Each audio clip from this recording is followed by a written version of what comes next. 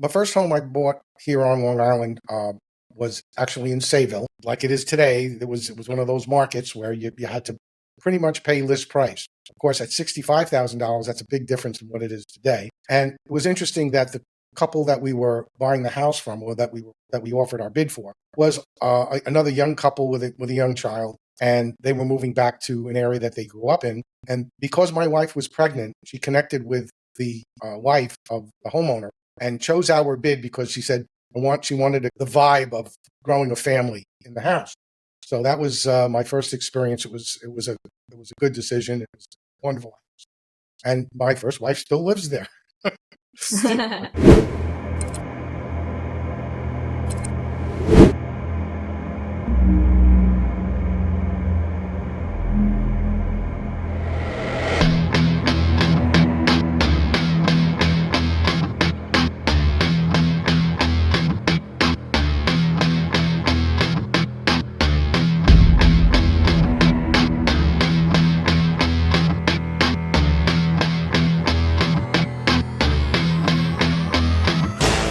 Welcome to the Dream is Real podcast. We are here to provide insights and tips for navigating the real estate market.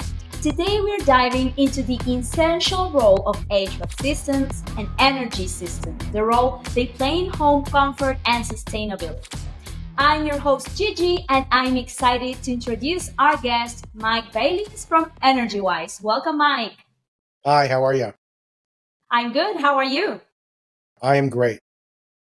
I'm happy you could join us, and we are so excited. So Mike is Chief Growth Officer of EnergyWise. It's a company dedicated to promoting energy efficiency and sustainability through advanced HVAC systems and energy solutions. With a wealth of experience in helping homeowners and businesses reduce their carbon footprint, Mike is passionate about teaching others how to transition away from fossil fuels and embrace more sustainable practices. So this is so exciting. Mike, you are a Long Islander, right? Am I right? Nearly my whole life, yes. I love that. How long have you been living on Long Island? Outside of close to, I would say probably about 64 years or so, give or take. That's beautiful. A long time. You love the place. I moved out to East Islip when I was a young kid at 5 in 1959. So it's a long time. So you've seen all the growth and progress. And where you're on East Islip? Well, I grew up in East Islip. Right now I live in Oakdale, just across the Connecticut River from where I grew up. So the apple didn't fall too far from the tree. I've been in Oakdale now in the Idle Hour area, which is near the Dowling College area, and this was the area that was developed from the original Vanderbilt estate from many years. I love that. So do you happen to be a homeowner, Mike? Oh, yeah. I've owned many homes in my life. Hopefully this will be the last one. But yeah, it's in Oakdale. It's on a canal. You know, one of the things that's great about Long Island is it's an island and there's water a lot all over the place. So I love living on Long Island and being close to the water. I like to boat and fish, and again, just being by the water is just the great thing about where we live. I love that too. Yes, it's like getting close to nature, close to water is like reset, you know. So what was the experience of purchasing your first home like? How was it like? What do you remember from it? Well, the first home I bought here on Long Island was actually in Sayville. It was a 4-bedroom cape back in 1983. And there were three bidders for the house. Like it is today, it was one of those markets where you had to pretty much pay list price. Of course, at $65,000, that's a big difference from what it is today. And it was interesting that the couple that we were buying the house from, or that we offered our bid for, was another young couple with a young child, and they were moving back to an area that they grew up in. And because my wife was pregnant, she connected with the wife of the homeowner and chose our bid because she said she wanted the vibe of growing a family in the house. So that was my first experience. It was It was a good decision. It was a wonderful house. And my first wife still lives there. All my kids grew up there. And again, I didn't move far from there. I love that. And do you remember the process of buying your first home as something stressful? Were there realtors involved?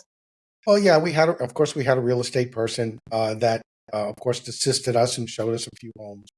Um, the real estate person was pretty smart to make sure that this was the last of the houses they were going to show us, and kind of set it up perfectly. And it worked out really quite well. It had everything we wanted in a house to grow a family. And interestingly, the house was originally built by the builder for himself. So there were small little amenities that the builder had put in the house for himself, like 200 amp electric service and a little bit better doors and just a lot of little things that most people may not have picked up. But because the builder had built it for himself, he put all those things in. That's So awesome. that was very convenient. 8-foot ceiling Yes. basements. You never find those, in those type of houses. That's amazing. So you already told me you love fishing, you love being near the water. What else do you love about that area? What things do you think really stand out from the neighborhoods you've been living in?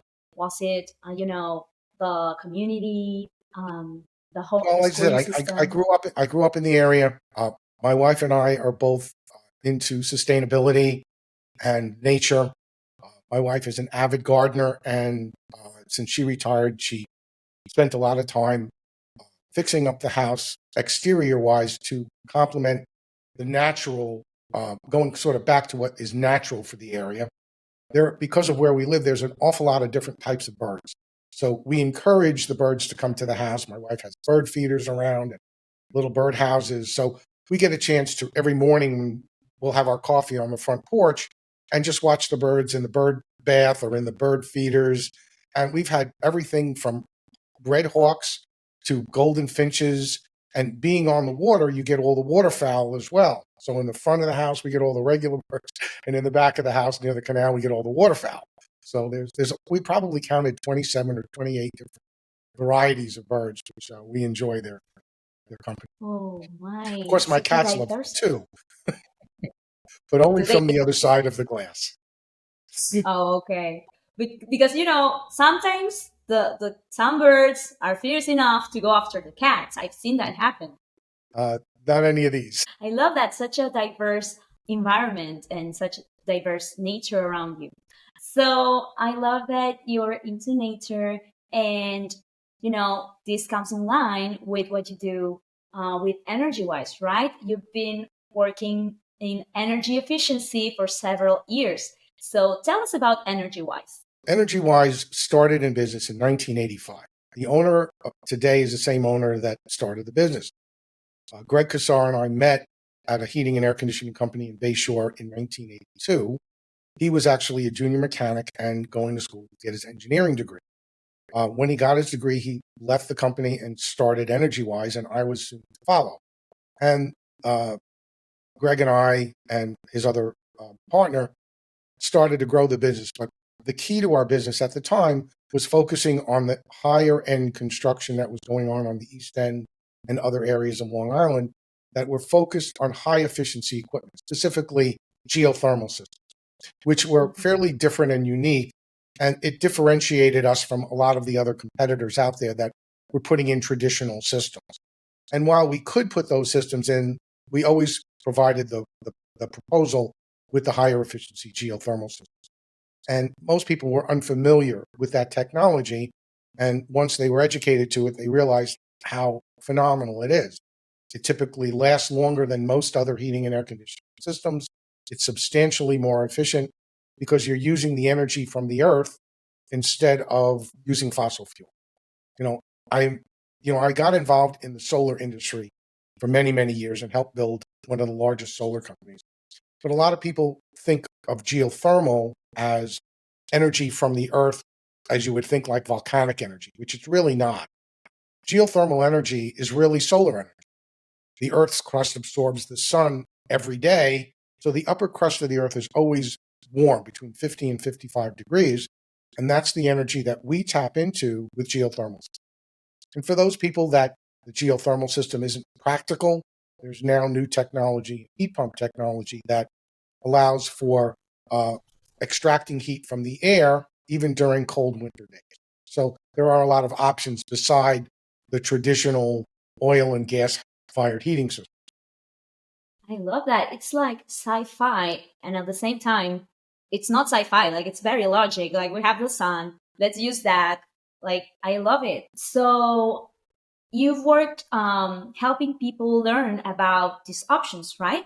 Yeah, and again, it is an education process. I mean, there are very significant financial incentives that are available through the government.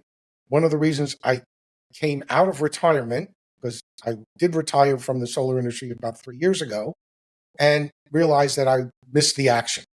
So Greg and I reconnected, and right around that time is when the government passed the Inflation Reduction Act, which had additional incentives for heat pump technology, geothermal systems, and such.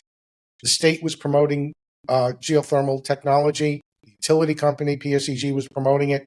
So the combination of all of these incentives, combined with the energy efficiency that it created, this was a home run for homeowners that had to go and replace their equipment.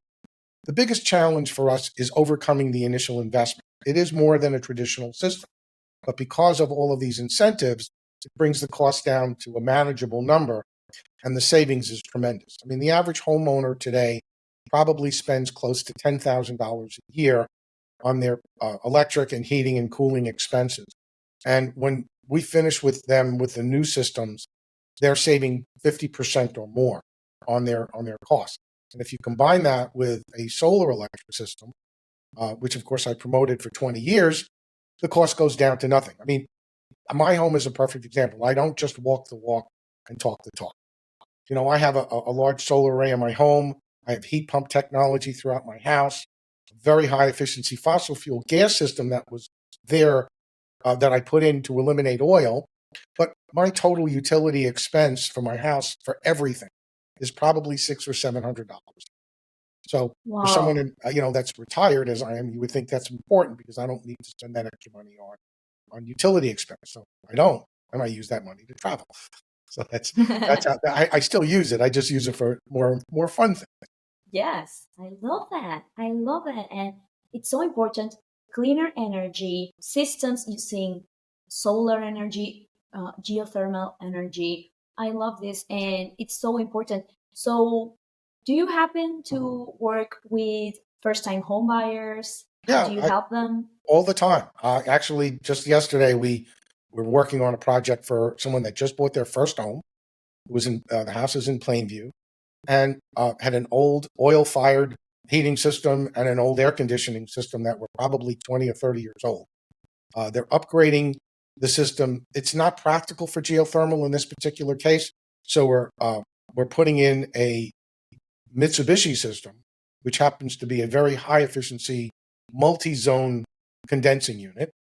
That unit would be connected to a separate air handler for a separate zone for the bedrooms, and then a separate high efficiency 97% gas furnace with the heat pump coil on top.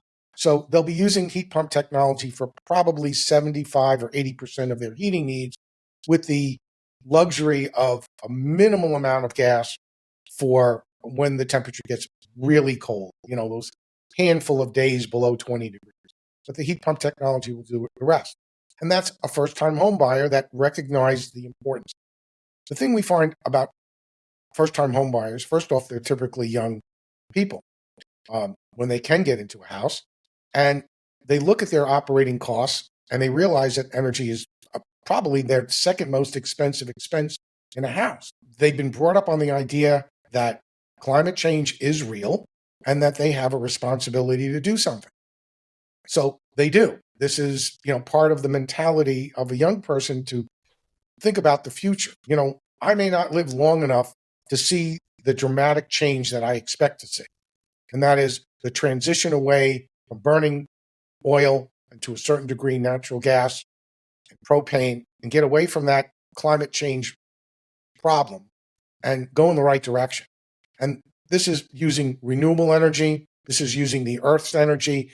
This is using wind energy. This is the idea is to use what was given to us by God, really. I mean, not to get, like that, but it was there. The sun was put there to provide us with energy, and we just have to figure out how to use it. Love that. I love that. It's so interesting and so important. Do you find younger generations more open to including, clean energy systems for their homes? Or is it like, does it have anything to do with age or generations? What do you think? Well, yeah, younger people are thinking more about the future, but that does not mean they're the only clients that we deal with. Obviously, I'm dealing with a gentleman now that has a house out on the North Fork. He's an attorney. He's got a nice big house. He's been there for over 20 years, and he says, he even said to me, he says, I should have put in geothermal when I first had the house. That was a mistake. Now I'm going forward. Now we're not talking about a young person. This is somebody that's probably, in his 50s. He does expect to be in the house for a while. So he sees the right opportunity to upgrade from what he originally put in, fix the mistake he made. So we get all different types of people, not just young people that invest. There is a certain amount, there's always a little bit more risk involved in something that's new. And it takes the right mentality to not just to understand it. Young people today, they have the access to the internet. They research everything. The thing I find is that when I go into a home today with a young person, the questions they ask are really high-level questions. They've done their research. They know kind of what they want. When the customer tells me, I want a 97% gas high-efficiency furnace with a variable speed air handler and a variable speed compressor, he's done his research. He understands and the availability of this information is so easy to get that when I was young, we didn't have that luxury. We had to go by what other people told us. So all I end up doing is reinforcing what they've already learned. That's great. That's great. And I love that description because we are truly we all have this luxury of finding information, but at the same time, as you were saying, new things can be scary. So it's so important to tell people about this, and education is key. So which types of HVAC systems does EnergyWise work with, and how do they contribute to a more sustainable future? Well, from the geothermal side, we presently install a system that's made in the United States called Water Furnace. They're arguably one of the top brands available, and they make really high efficiency equipment, variable speed technology. I mean, they have everything going for them. We also install Bosch, which is an international company. Bosch, about 10 or 15 years ago, bought a geothermal company called Florida Heat Pump. So their products are essentially an extension of what the Florida Heat Pump is, which was manufactured in Fort Lauderdale. I've actually been to the plant. So a lot of the equipment that we use, even though it is an international company, it's made in the United States. From the standpoint of air source heat pumps, which is when the geothermal is either not practical or out of the budget range, we will use Bosch or Armstrong. Armstrong is a made in the United States product. They're a company that's owned by Lennox. And then, of course, there's the Mitsubishi line. There's a lot of need for, and this is a product that is probably more well-known around the world, but it's becoming more and more practical. We see them all over the place now, these ductless units. Again, this is also being promoted by the utility company as well. And they provide a much higher efficiency localized version. And these systems are easily zoned.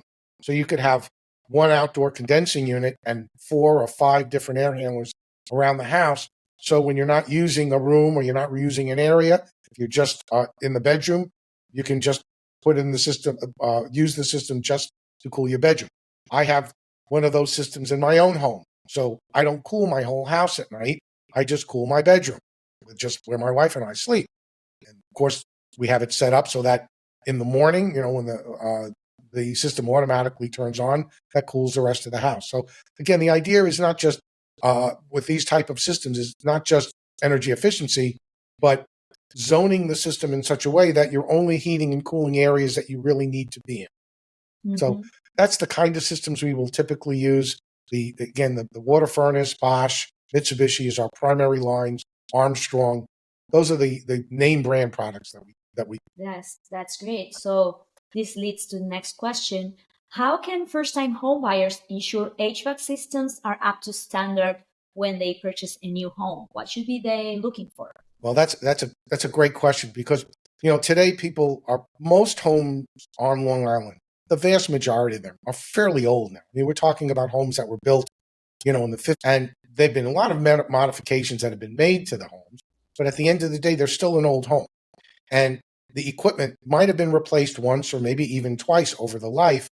But most home buyers today are hiring home inspectors, and the home inspector goes in and not just looking at heating and air conditioning, they're looking at everything. But they kind of give it a surface view. They really don't dive into the operation of the system. They're not putting gauges on the air conditioning equipment. They're not checking efficiency levels of equipment. So I would encourage any homeowner that was buying a house when the heating and air conditioning system are more than a few years old to make the investment and hire a qualified heating and air conditioning service company like EnergyWise, but there are many others, where they send out a service mechanic that does essentially a complete tune-up, so to speak, where they actually are checking to see that the machinery is running at the right performance level. If a heating and air conditioning system is, say, under 10 years old, there's a lot of life left in it, but it may not be running at full capacity. It may not be running at full efficiency. That's important to have that checked out. When the equipment starts to approach 10, 12, 14, 15 years or more, that's when the systems really need to be addressed for replacement. Because most air conditioning type systems, external, outside condensers, on Long Island, 15 years is about it. That doesn't mean at 15 years they fall apart. It just means that they're really becoming out of date. And they're lower efficiency units. The refrigerant that they might be using is no longer available. So that's the time to start considering upgrading. That's great.